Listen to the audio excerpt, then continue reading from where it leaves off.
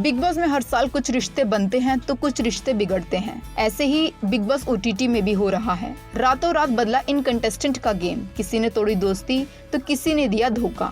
Big boss OTT में एक हफ्ता बीत चुका है। 6 हफ्ते चलने वाले इस शो में अब सिर्फ 5 हफ्ते बचे हैं। उर्फी जावेद घर से बाहर हो चुकी हैं और वो पहली कंटेस्टेंट भी बन चुकी हैं बेघर होने वाली। जबकि वीकेंड के बार में करण जौहर की क्लास के बाद अब घर में नए समीकरण भी बनने लगे हैं।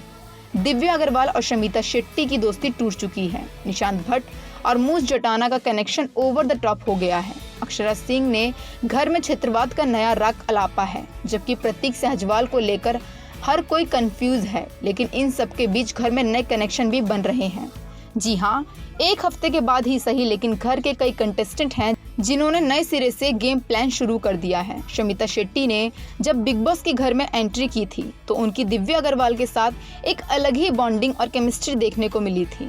वह लगभग हर लड़ाई झगड़े में दिव्या को प्रोटेक्ट करती नजर आई और उनकी गलती बताती थी। दिव्या अग्रवाल भी शमिता की बात मान लेती, लेकिन धीरे धीरे दिव्या को लगने लगा कि शमिता बॉसी हैं और वह उन्हें डोमिनेट करने की कोशिश कर रही हैं। ये बातें शमिता को पता नहीं थी, लेकिन इस संडे का वार में जब करण जौहर ने दिव्या का एक्सपोज किया तो शमिता का भ्रम टूट गया और उसके साथ ही दिव्या संग उनकी दोस्ती में भी दरार आ गई।